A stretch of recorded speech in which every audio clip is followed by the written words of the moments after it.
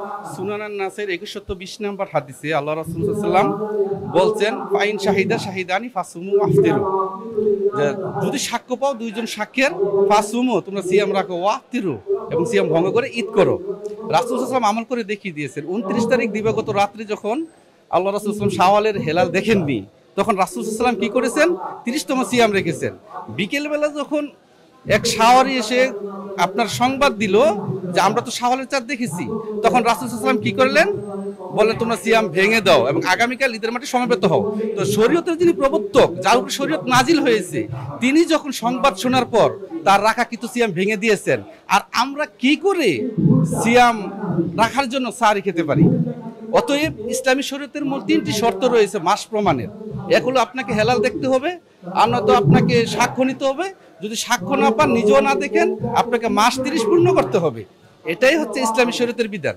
এখন আমরা হেলাল দেখতে পাইনি, সংবাদ পেয়েছি, সেই ভিত্তিতে আমরা করতেছি মুসলিম উম্মার সাথে।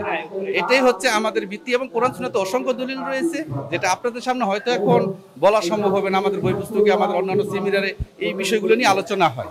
এটা রাসূল সাল্লাল্লাহু আলাইহি ওয়াসাল্লামের সুস্পষ্ট হাদিস। ঈদের দিন রোজা রাখা হারাম, যারা আজকে রোজা রাখবে তারাও জানে। ঈদের দিন রোজা রাখা হারাম, এটা সর্বসম্মতিক্রমে সবাই জানে। এটা নিয়ে কোনো ইখতিলাফ নেই। শুধু ইখতিলাফ হলো বাংলাদেশের মানুষ বলতেছে আমরা অন্য দেশের সংবাদ গ্রহণ করব না, অথচ যিনি শরীয়তের প্রবর্তক, যিনি রাসূল, তিনি এই কথা কোথাও শর্ত দেন নাই, দূরের কাছের শর্ত দেন নাই। তবে হ্যাঁ, আল্লাহ রাসূল সাল্লাল্লাহু আলাইহি ওয়াসাল্লাম এই শর্ত দিচ্ছেন, যখন অপরিচিত লোক এসে সাক্ষ্য দিচ্ছেন, তাকে প্রশ্ন করছেন তুমি কি এই কথা সাক্ষ্য দাও যে আল্লাহ ব্যতীত হক কোনো প্রকৃত কোনো মাবুদ নাই, মানে সে মুসলিম কিনা, এবং কি এটারও সাক্ষ্য দাও যে আমি আল্লাহর রাসূল। যখন বলছেন নাম, তখন সে সাক্ষ্য গ্রহণ করছে। তাহলে আমাদের কাছে হলো একজন দুইজন ন্যায়পরায়ণ দৃষ্টিশক্তি মুসলিম ব্যক্তির সাক্ষ্য। এটা হচ্ছে মূল। যদি দুইজন ব্যক্তির সাক্ষ্য পাওয়া যায়, তাহলে আমরা আমল করতে বাধ্য। যতটা মানে ফিকার কিতাব রয়েছে, প্রত্যেকটা কিতাব এটাই বলা হয়েছে, সমস্ত আলেমদের পক্ষ থেকে এটাই বলা হয়েছে। কিন্তু আমাদের দেশে বলতেছি কি যে আমরা তো হেলাল দেখিনি, আমরা তো দেখিনি। কিন্তু সবাই কিন্তু দেখতে হবে না, রাসূল সবাইকে দেখতে বলেননি। রাসূল সাল্লাল্লাহু আলাইহি ওয়াসাল্লাম 3টি শর্ত দিয়েছেন। তুমি দেখবে, যদি দেখতে না পাও দুইজনের দেখার সাক্ষ্য নিবে, যদি সাক্ষ্য না পাও মাস 30 পূর্ণ করে দিবে। এর বাহিরে কিছু নাই, এর বাহিরে কোনো শর্ত নাই। যারা বলে যে আপনাদের এই মিডিয়ার সংবাদ নাকি বিশ্বাস করা যাবে না, মিডিয়ার সংবাদ বিশ্বাস করা যাবে না, দেখেন তো এই যে সৌদি আরবে হেলাল দেখেছে, দেখার পর সারা বিশ্বে আমল করতেছে। বাংলাদেশের যারা চাঁদ দেখা কমিটি, তাদেরটা কি আপনাদের মিডিয়ার মাধ্যমে সবাই জানে না?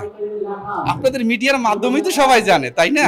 তাহলে ওইটা যদি ইসলামিক ফাউন্ডেশনের থেকে যদি আপনার ক্যামেরার মাধ্যমে যদি সারা দেশ জানে, আমল করতে পারে, টেকনাফ থেকে তেতুলিয়া, ঠিক এই ক্যামেরা এই চ্যানেল থেকেই যদি খবর দেওয়া হয় সারা বিশ্বের মুসলমান হেলাল দেখেছে, মাস শুরু করে দিয়েছে। আপনাদের উদ্দেশ্যে আমি আরেকটা কথা বলি। আমাদের আলেমুলামাগণ একটা কথা বলেন যে রমজান মাস যখন শুরু হয়ে যায়, আল্লাহ সুবহানাহু ওয়া তাআলা জান্নাতের দরজাসমূহ খুলে দেন, জাহান্নামের দরজাসমূহ বন্ধ করে দেন এবং শয়তানকে শিকলাবদ্ধ করেন।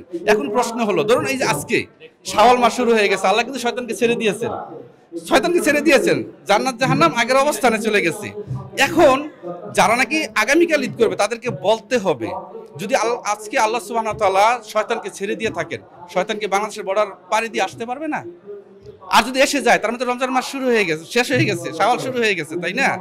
আর যদি বলেন যে না, আমাদের শয়তান এখনো ছাড়া হয়নি, আমাদের জান্নাত এখনো বন্ধ করা হয়নি বা জাহান্নামের দরজা আগের অবস্থানে যায়নি, বাংলাদেশের বাঙালি মুসলিম আপনাদের এই যে ইসলামিক ফাউন্ডেশন, তারা যেদিন আবার চাঁদ দেখবে সেদিন হবে, তাহলে ওই শয়তানের নাম কি, ওই জান্নাত জাহান্নামের নাম কি? যেটা বাংলাদেশের বাঙালি মুসলিমরা হেলাল দেখা মানে বাংলাদেশ চাঁদ দেখাই হবে।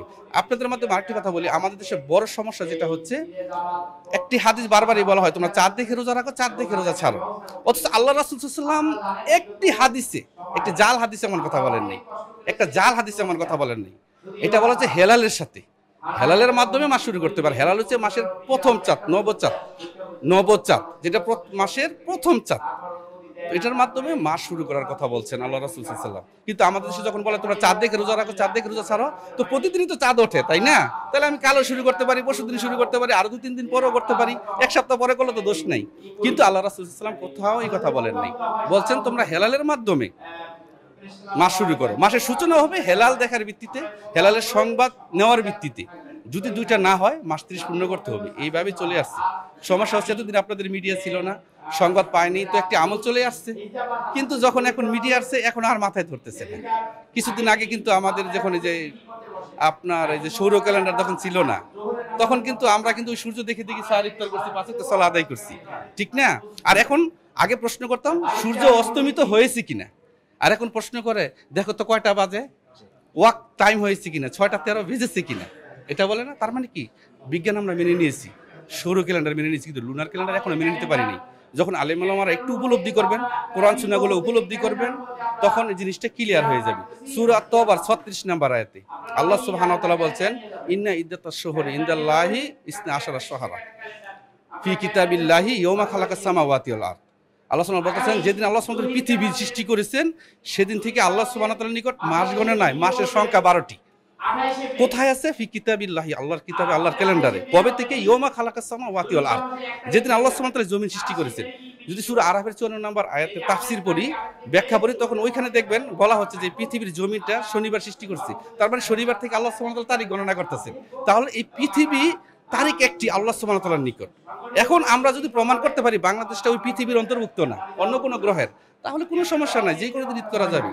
আর যদি বলে যে আমরা পৃথিবীর অন্তর্ভুক্ত, তাহলে তারিখ তো একটা শুরু হয়ে গেছে। কথা বুঝতে পারছে তো? এই আয়াতগুলো যখন আমরা হৃদয়ঙ্গম করতে পারবো, আলেম ওলামা যেদিন করতে পারবে, সেদিন ইনশাল্লাহ আমরা সঠিক আমলটা সবাই করতে পারবো একসাথে।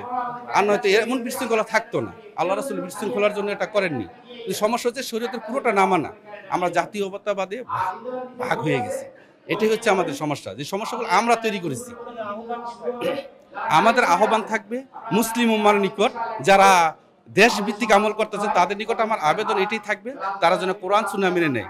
যার উপর শরীয়ত নাজিল হয়েছে হযরত মুহাম্মদ সাল্লাল্লাহু আলাইহি ওয়াসাল্লামের উপর, তার যে 3টি বিধান, 3টা কন্ডিশন রয়েছে, তোমরা হেলাল দেখার মাধ্যমে মাস শুরু করো, যদি না দেখতে পাও সংবাদ শোনার মাধ্যমে শুরু করো, যদি সংবাদও না পাও মাস 30 পূর্ণ করো। আমরা সংবাদ পেয়ে গেছি, যারা সংবাদ পেয়েছেন তারা যেন আমলটা করেন, এটি আমাদের আহ্বান থাকবে জাতির উদ্দেশ্যে, যাতে আমরা এই ঈদের দিন সিয়াম রেখে হারাম কাজে নিমজ্জিত না হই। আল্লাহ আমাদেরকে সঠিকটা গ্রহণ করার বুঝার তৌফিক দান করুন।